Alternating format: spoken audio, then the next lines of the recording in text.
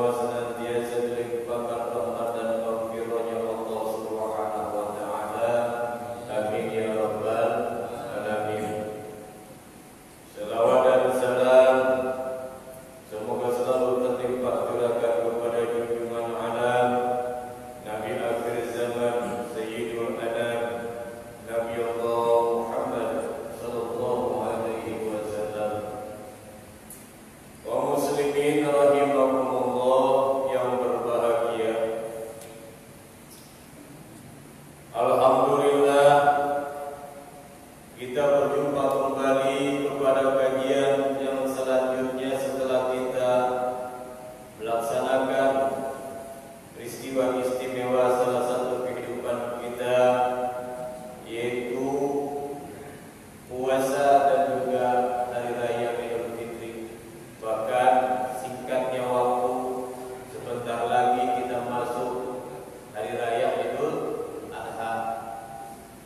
Singkat waktu, cepatnya waktu berlalu.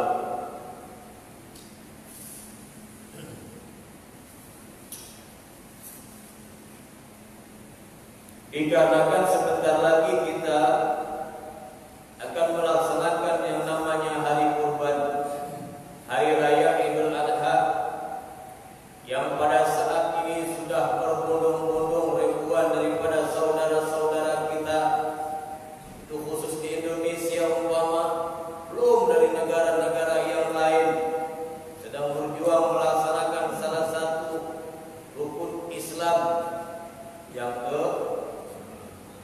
ke-5. Nah, ibadah haji ini sering dikatakan dengan yang namanya hari raya Idul Kurban. Kalimat kurban ini artinya qarabah.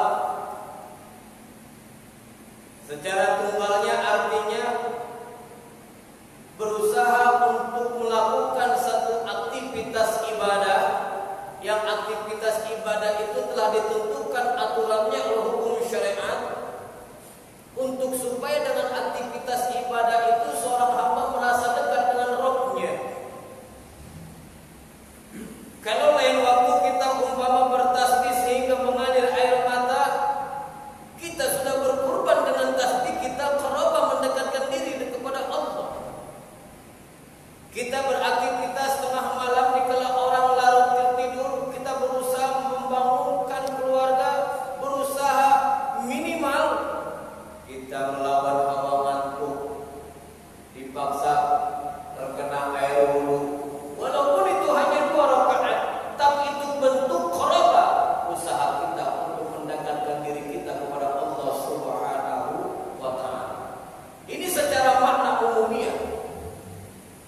Ada orang yang niat qarabah dengan tilawatul Qur'annya, ada orang yang niat qarabah dengan sujudnya, ada orang yang niat qarabah dengan membaca istighfarnya. Yang intinya seluruh aktivitas ibadah di mana ibadah itu merasa nikmat dia lakukan dan dia merasa dekat dengan Rabb-Nya, maka itu adalah pengorbanan terindah bagi seorang hamba. Makanya bagi kita atau saudara-saudara kita yang gak mampu secara kurban makna hakiki, yaitu menyembelih seekor kambing tatkala datangnya hari kurban, jangan berputus asa. Karena banyak jalan ibadah yang mendatangkan nikmat kita bisa dekat kepada Allah. Bukankah ibadah haji itu memang ibadah untuk orang pilihan, Pak? Dia itu bukan hanya biaya, tenaga juga diperlukan. Coba kalau kita lihat rukun ibadah haji, Pak, hampir semuanya piliyah, enggak ada qauliyah. Ya, tawaf piliyah keliling Ka'bah, sya'i lari kecil dari Safa dan Marwah, halqu gunting rambut piliyah. Hampir semuanya rukun ibadah haji enggak ada qauliyah. Piliyah pekerjaan memerlukan fisik yang stamina. Bukan hanya di samping biaya yang kita harus, apalagi sekarang saya inden berapa? 20 tahun apa 25 tahun ya. Ya Allah, ya Allah. Artinya apa? Menjalankan ibadah haji itu perlu dengan pengorbanan.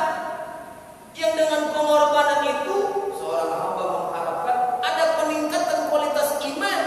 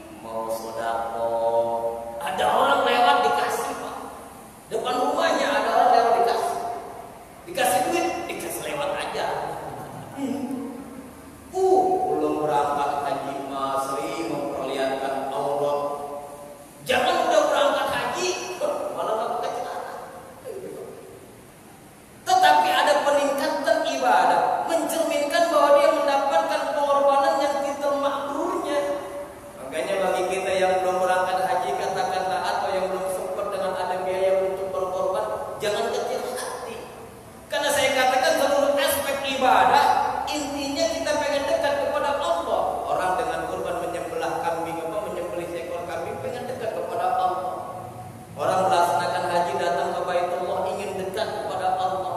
Orang tengah malam tahajud, sujud berlinang air mata ingin dekat kepada Allah. Jadi berapapun jalan yang kita tempuh, kita ingin jalan itu menjadikan kita dekat kepada Allah. Maka saya tidak bosan sering katakan, kalau Anda dalam sujud Anda merasa nyaman dan merasa dekat kepada Allah, berarti dengan wasilah sujud Anda, dengan korban sujud Anda, itulah jalan Anda untuk dekat kepadanya. Pakaian kita berarti. Kalau Anda dengan istighfar merasa dekat kepada Allah, merasa diperhatikan kepada Allah, merasa dikasih sayangi oleh Allah, istighfar dawamkan pakaian Anda, itu wasilah menyampaikan Anda kepadanya. Kalau dengan sedekah Anda merasa benar-benar dibimbing oleh Allah, benar-benar dipandang penuh dengan rahmat oleh Allah, maka jadikan sedekah itu jalan yang terindah bagi Anda. Enggak menutup kemungkinan kalau umpama ada ibadah-ibadah yang lebih besar seperti ibadah haji yang ada di depan mata dan itu merupakan kenikmatan ibadah, itu saja dulu kita lakukan. Jangan gak mau sedekah gara-gara belum haji. Jangan. Gak mau ke masjid gara-gara belum haji. Jangan. Gak mau pakai peci gara-gara belum ke Makkah. Gak berani pakai sarung gara-gara belum ke Makkah. Jangan. Sebelum berangkat ditakdirkan untuk menginjakan kaki ke Makkah Mukarramah, ibadah-ibadah rutinitas itu saja pengorbanan kita sudah dianggap. Bahkan kalau umpama ini ada kisah yang mudah-mudahan menjadi hikmah dan juga intibar bagi kita, bahwa seluruh aspek ibadah intinya adalah ingin dekat kepada Allah. Bukan hanya di samping kita pengen pahala, tapi ridho Allah. Begitu Pak. Yaitu ada seorang ulama. Ini kisah yang menginspirasi, artinya apa? Banyak jalan menuju mendapatkan ridho Allah. Jadi kalau seorang hamba umpama dia ingin mendapatkan pahala jihad fisabilillah, maka nanti ada ibadah-ibadah yang fadilahnya bukan hanya sama, tetapi juga bisa melebihi jihad fisabilillah. Seorang suami memperhatikan keluarganya, mendidik istrinya, mengarahkan anak-anaknya kepada ibadah, itu jihad luar biasa. Banting pulang berangkat pagi, pulang malam, berangkat malam, pulang pagi, jihad luar biasa. Jauh-jauh makan pedang, Palestina Pak. Itu jihad luar biasa. Di depan mata itu lakukan. Bahkan dalam sejarah baginda Rasul gak pernah mencium tangan seorang hamba kecuali dua orang. Pertama putrinya Siti Fatimah, yang kedua seorang kakek renta. Ketika Rasul memasuki kota Madinah, Rasul tiba-tiba turun dari ontanya, para sahabat bingung. Orang menghampiri Rasul seorang kakek tua. Begitu Rasul salam, yang kemudian dilihat tangannya itu kakek tua pecah-pecah. Kalau bahasa kita apa? Kekapalan, ya. Kekapalan. Ini kuli Pak, pegawai kasar. Tiap hari pekerjaannya membelah batu. Apa yang Rasul lakukan? Rasul cium tangannya, kemudian Rasul berkata, tangan ini tidak akan pernah tersentuh oleh api neraka.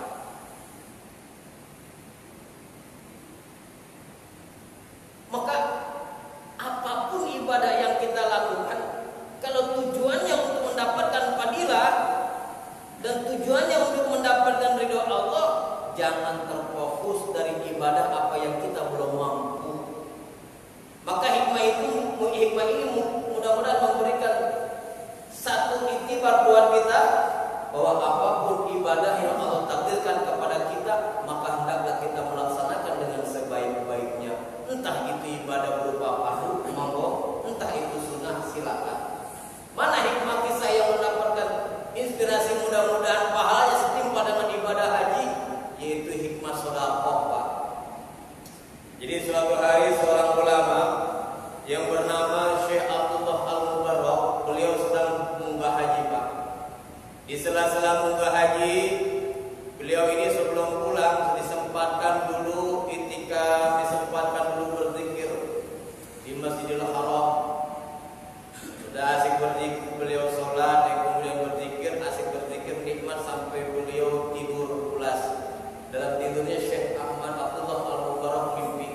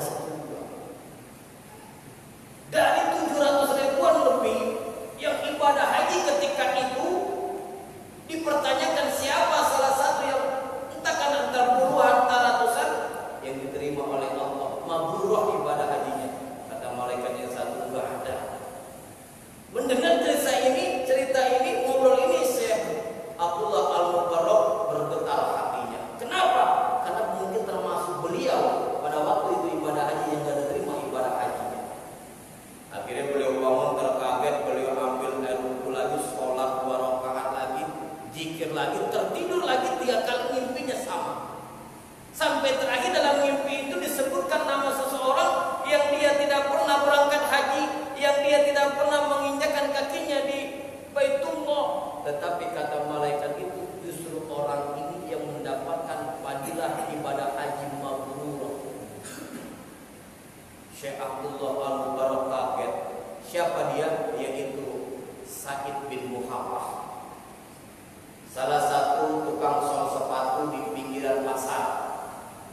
Saking miskin dan sederhananya sehingga tidak mampu menyewa lapak untuk usaha sol sepatunya. Adanya di pojok pasar, Pak. Orang pada lupa baru kelihatan tukang sol. Dan kemudian si Ahmad Mubarak ini dia sudah nekat, sudah ingin benar bertemu dengan Said Muhammad ini orang istimewa ini. Bahwa dari sekian ratusan orang ribu yang ibadah haji pada tahun ini gak diterima kata malaikat, tetapi yang gak pernah berangkat ke Mekah justru mendapatkan ibadah haji pahala yang mabrur. Itu Sa'id bin Muhammad. Maka beliau Syekh Abdullah Al-Mubarak sebelum pulang beliau mampir cari itu Said Muhammad. Dicari ke negeri Said Muhammad, ditanya ke pasar, tanya kepada teman-teman seprofesinya. Assalamualaikum Kang. Waalaikumsalam. Tukang sol sepatu ya? Iya Pak. Kalau saya nanya Pak, lihat saya tukang sol sepatu. Maaf lah Pak. Pak ya, Bapak tahu tukang sol yang bernama Said Muhammad? Said? Iya Said Muhammad. Dia mah di sana Pak. Di mana? Pinggir pasar. Tapi ada kan? Ada Said Muhammad. Satu-satunya tukang sol yang nggak mampu sewa lapak dia Pak. Kalau kami mampu tukang sol bonafit Pak, elit sewa lapak kami. Said Muhammad Pak. Terima kasih Pak. Iya. Ini orang tukang sol. Kira-kira ada apa nih? Dari pakaian yang mencari pakaian yang berubah, orang yang mukanya alim bercahaya.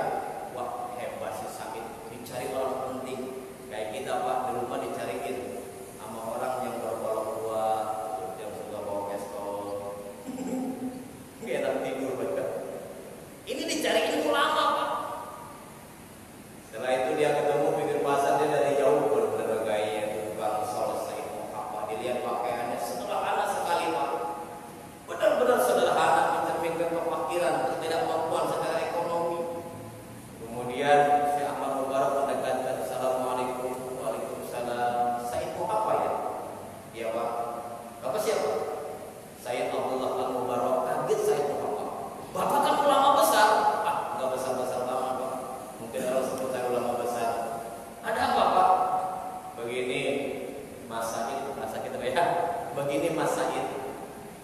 Ketika saya ibadah haji, saya berzikir apa namanya di Masjidil Haram, yang kemudian saya tertidur. Diceritakan sama beliau, Said Muhammad mendengarkan dengan seksama. Itu mungkin hanya kembang mimpi saja Pak. Oh tidak. Kenapa Bapak yakin itu mimpi benar? Karena mimpi itu saya dapati, saya alami 3 kali berturut-turut, dan saya dalam keadaan punya wudu. Dan saya yakin mimpi seorang hamba yang dalam keadaan wudu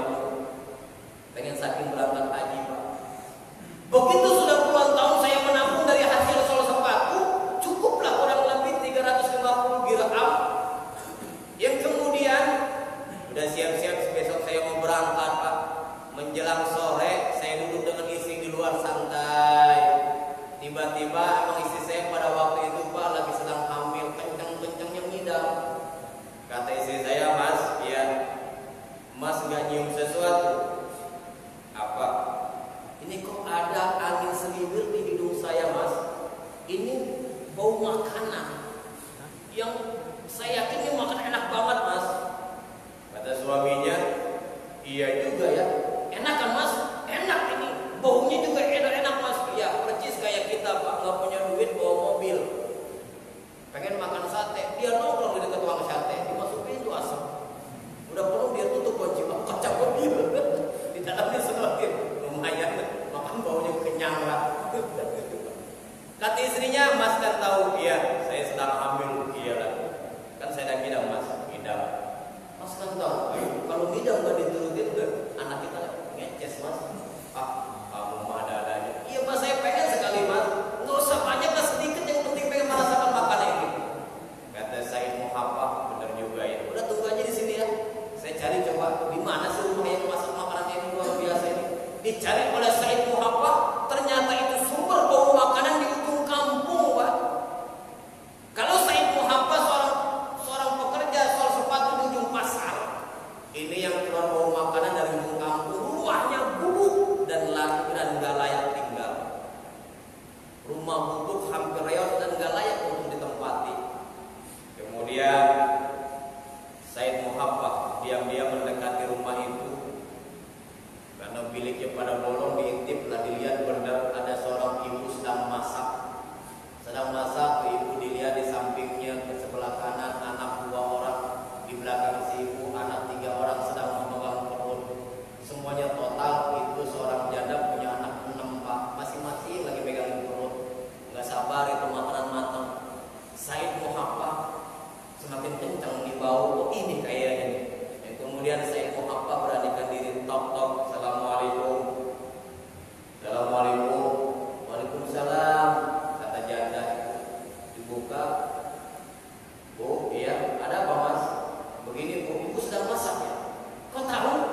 Harumnya luar biasa, luar biasa. Sampai ke kampung saya. Bapak bisa aja. Bener. Begini bu, ya. Kedatangan saya ke sini, ya salah satu yang menarik saya adalah bau makanan itu.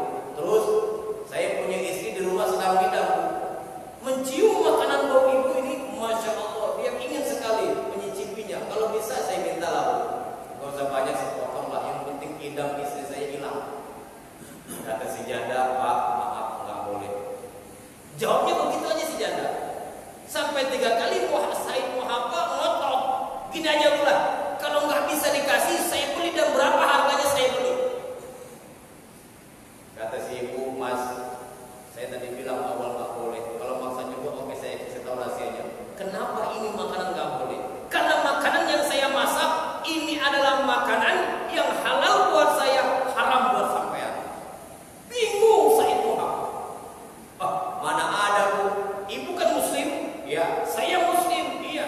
Mana ada makanan yang halal buat ibu, haram buat saya? Hukum Islam sama. Benar pak. Coba kenapa? Begini pak, saya ini dengan 6 anak saya beberapa hari nggak makan pak. Makanan kami nggak ada di rumah, perut kami kurang-kurang. Kayaknya lapar sudah sampai pukul pak. Terus alhamdulillah siang tadi saya lihat keledai, ada bangkai keledai pak. Terus dikarenakan kami lapar sangat luar biasa kan pak, kan agama membolehkan, ya kan, tubihu alal mahdzurah, memakan sesuatu yang haram tatkala sudah terancam kehidupan. Saya ambil itu sebagian daging dari keledai yang sudah jadi bangkai. Ini pak saya masak. Mendengar kalimat tersebut, Said Muhammad bergetar hatinya, lemas dengkulnya, air mata nggak terasa mengalir. Ternyata yang dimasak bangkai keledai. Makanya kalimatnya halal bagi kami, haram buat bapak. Kenapa? Karena si ibu halal nggak mampu beli makanan halal, yang haram boleh ketika nyawa terancam. Sedangkan Said Muhammad walaupun miskin, dia masih mampu membeli makanan yang halal, maka haram makan bangkai. Begitu fikih mengaturnya. Begitu bu ya? Iya. Oke bu. Bu, kata Said Muhammad, tunggu ya, saya mau pulang dulu. Ada apa? Tunggu aja. Sambil pulang ini Said Muhammad berlinang air mata sampai pulang. Istrinya kaget, mas kenapa? Kecolok? Bukan. Berlinang air mata nangis kenapa? Diceritakan sama Said Muhammad. Begini nih, ada seorang janda dengan 6 anak begini. Ternyata makanan yang kau cium bau harum.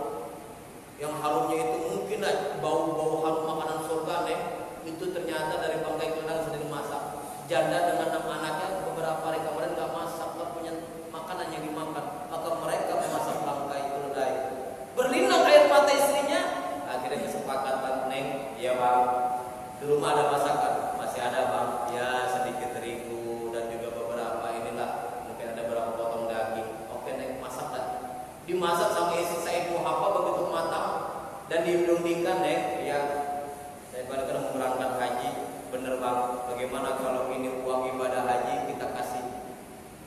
Kata istrinya, terserah abang lah, yang berangkat haji abang, yang senang abang, yang ngasih abang, duit abang, ngumpulin abang, kasih dah bang. Oke, pergi itu Said Muhafa pak, ke janda tadi, assalamualaikum, salam bu, ada apa mas, balik lagi, masih ngotot ya, enggak jadi. Istri saya udah pengidam lagi. Kenapa? Ini saya bawa masakan, istri saya yang masak. Terus makan ini makanan, buang itu bangkai keledai. Saya nggak sanggup. Allah adalah Ghani Maha Kaya. Allah adalah Rahman Rahim, Maha Pengasih dan Maha Penyayang.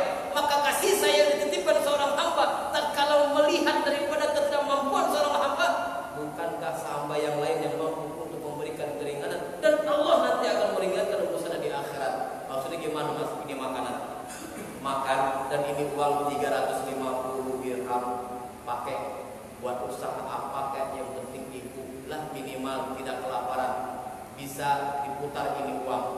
Sebenarnya bu, ini uang saya mau berangkat haji, cuman kalau level ini mas saya nggak mampu datang ke rumah Allah, datang menghadap kepada Allah. Sementara saya tahu tetangga saya tahu di samping rumah saya tahu, kelihatan oleh mata ada hambanya yang kelaparan. Saya nggak sanggup, malu tuh saya datang ke Baitullah. Makanya saya mengatakan, ya Allah ya Rabb, inilah ibadah haji saya, diberikan uang itu menetes air mata janda. Terima kasih, mohon Tuhan sama-sama pulang Said Muhafa. Mendengar cerita ini Syekh Ahmad Al-Mubarak berlinang air matanya. Apa kata ulama tersebut? Ini Said, apa Tuhan? Ini apa? Cerita inilah yang menyebabkan Allah itu ridho kepadamu, dan dia sangat sekali ingin salam kepada Said Muhafa ini, dan memberikan satu buah keistimewaan, yaitu mendapatkan fadilah melebihi daripada ibadah orang sedang berhaji. Alhamdulillah tuh Pak.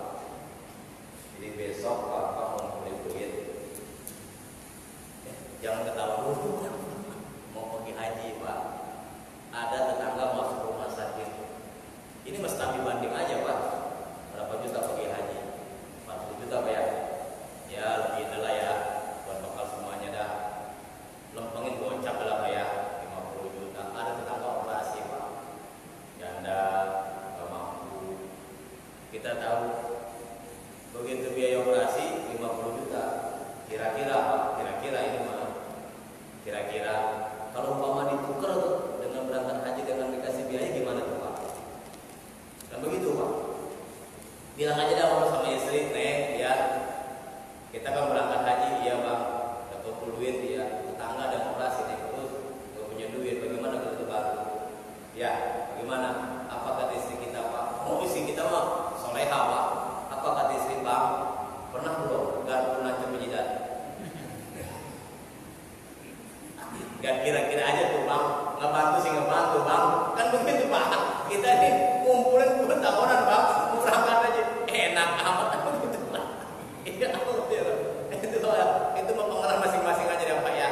Nah, gitu. Pernah belum ulek naik ke jidat? Itu Pak. Gitu. Ya Allah ya Rabb. Tuh. Dengan kisah peristiwa ini gambaran bahwa banyak jalan kita itu ingin mendapatkan bidadari dari Allah. Maka itu tadi Pak saya katakan, kalau umpama orang meninggal dunia kemudian dia dihidupkan kembali, pertama yang hal dia lakukan apa? Sedekah. Kenapa sedekah enggak perlu syarat Pak?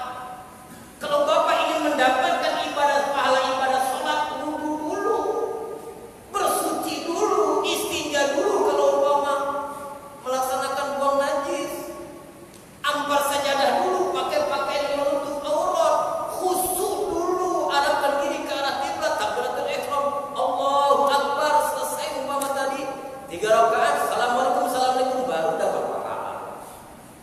Tapi kalau sedekah Pak, nggak pakai syarat, nggak pakai karcis, Bapak nggak urus sedekah sah Pak. Pokoknya apa? Sedekah itu dulu harus terima. Kan ada babnya Pak. Sedekah mah mau kecil mau besar, nggak usah bersuci, nggak usah sedekah ngadap kiblat, nggak usah Pak, nggak usah. Makanya saya katakan, di mana hati Bapak tertegun terketuk dengan keadaan saudara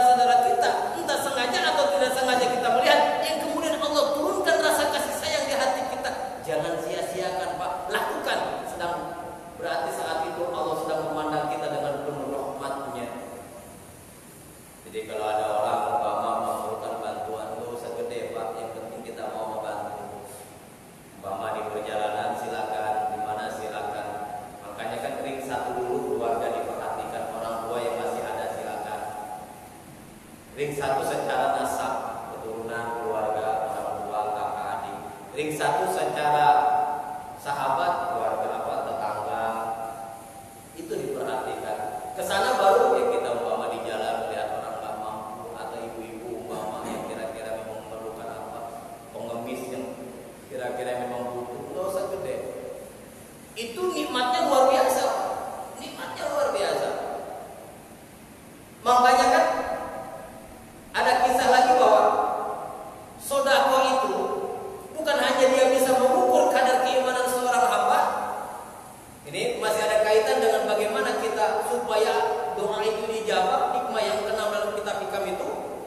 Bukan hanya kita menjauhi segala bentuk maksiat, tetapi juga bagaimana caranya satu sisi ibadah yang kira-kira mampu menggoncangkan aras Allah. Mampu menggoncangkan aras Allah. Itu yang terpenting Pak ibadah. Tidak sampai hitam Pak, mata kaki sampai hitam mata kaki. Entah itu mah, entah zikir, entah tukang bedak, nggak tahu deh itu mana. Hitam mata kaki Pak. Sehebat apapun ibadah, kalau tidak mengguncangkan aras Allah, kalau tidak menyebabkan turunnya daripada ridha Allah, maka ibadah itu tidak berbekas kepada seorang hamba. Tapi terkadang dari hal kecil ibadah itu mampu menggoncangkan aras Allah. Menurut takaran kita, ibadah seperti ini sepele. Kalau umpama dapat pahala paling tidak semangkok umpama, tetapi boleh jadi Pak yang kecil itu yang membuat Allah ridho. Bukankah banyak kisah ulama-ulama besar dulu bahwa beliau nanti dimasukkan ke dalam surganya Allah mendapatkan nikmat kubur dari Allah dari hal kecil. Kayak Imam Ghazali dikisahkan Pak, begitu sedang mengarang kitab ada lalat ingin minum tinta Imam Ghazali, sama Imam Ghazali gak dikedak, gak diusir tuh, biarin tuh lalat minum tinta Imam Ghazali. Begitu udah kenyang, mungkin tuh lalat bertahap ya, apa namanya kalau udah kenyang apa namanya apa? Sendawa ya, kenyang ya, ngomong tuan, dah baru nulisin nulis boleh jadi Pak. Ada ulama yang menyelamatkan seekor kucing karena terbawa arus hujan. Itu kucing Pak keseret-seret air hujan, terbanting terputar, pengobrol itu kucing. Kasihan tuh anak kucing, diambil sama ulama, diangkat, digilir, kemudian dilapis pakai jubahnya tuh kucing, dibungkus pakai sorbannya. Begitu sudah hangat, kucing sudah segar, baru dilepas. Itu Pak yang menyebabkan Allah sayang kepada ulama tersebut. Kenapa? Dia sayang kepada makhluk Allah. Kita kagak Pak. Dasar kucing sialan, jebret. Itu Pak. Padahal kepala ikan Pak yang dimakan. Kita kalau makan kepala ikan, kalau makan ikan begitu Pak. Dagingnya kita habisin, tuh kepala itu semua. Pak kalau udah begitu Pak. Kata kucing suwe Pak. Dagingnya dihabisin, jatah kepala tuh. Apalagi kalau santri mah Pak, kepalanya habis digerus. Santri Pak, sayang nih, digerus tuh kepala ikan. Kata kucing gua nungguin 2 jam, kata kucing nongkrong habis dong. Pokoknya kalau makan jangan ke santri lah, habis semuanya. Nah, apa kisah selanjutnya? Yaitu ada seorang keluarga sederhana Pak, laki bini, suaminya tiap hari itu ya jualan kapuk Pak. Tahu kapuk Pak ya? Kapuk Pak. Kapuk, kapas ya, kapas isi bantal Pak ya. Kapuk Pak, tahu ya? Kapas. Gitu, sederhana, punya anak 2. Kata suaminya, "Neng, iya aku berangkat." Kata pernah. Itu si tukang kapuk sehari-harinya Pak. Ini peristiwa ini, kisah ini pada zaman Bani Israil. Kemudian kata si tukang kapuk, "Neng, iya. Udah siap dagangan ya, siap Bang, berangkat dah." Kita telepon, cium tangan, "Assalamualaikum." "Waalaikumsalam." "Hati Bang." "Iya Neng." Begitu Pak, istri soleh aman. Kadang-kadang Pak, "Neng, ya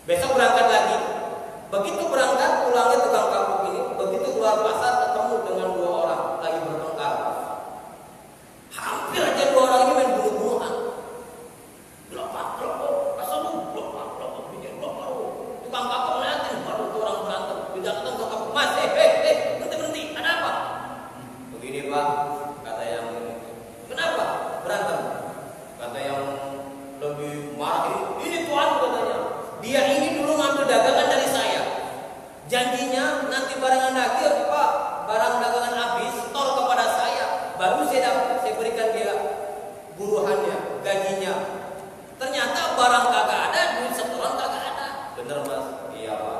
Kenapa bisa begitu? Begitu saya dagang, memang pada dagangan lari teman ketika sudah pegang uang, istri saya sakit, kemudian saya berobat.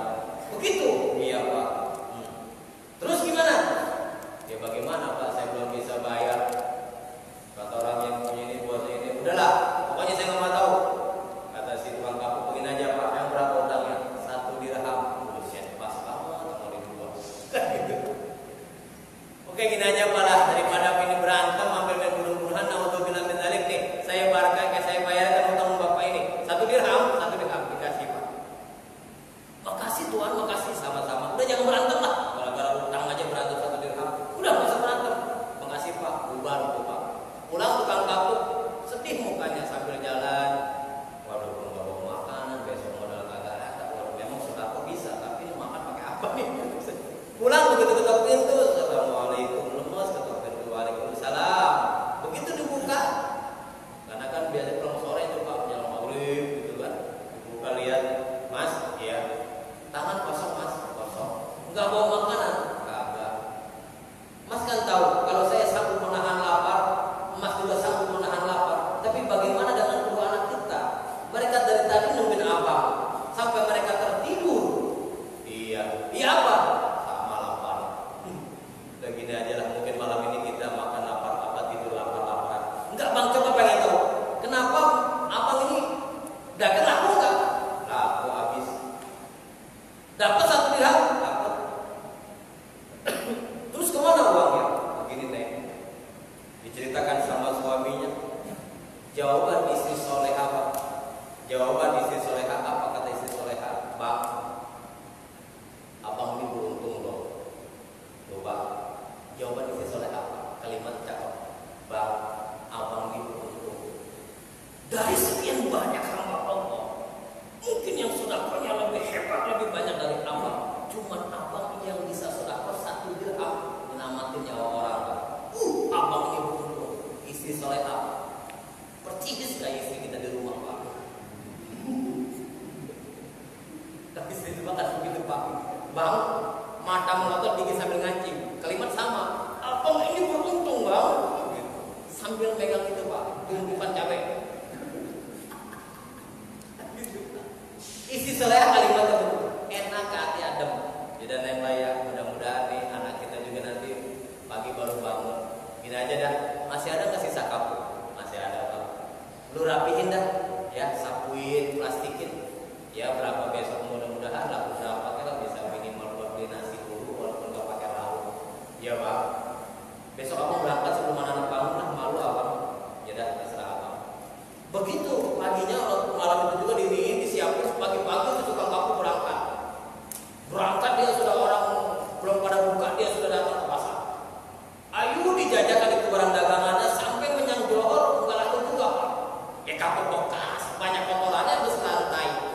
Waduh, kata si tukang kapuk, alamat lapar lagi nih gua. Udah kagak bawa makanan, kapuk enggak laku-laku. Sampai menjelang sore tukang kapuk nyerah udah enggak bakal laku nih. Pulang begitu pulang keluar pasar ketemu tukang ikan Pak. Ketemu tukang ikan, kata tukang ikan juga lusuh mukanya. Tukang kapuk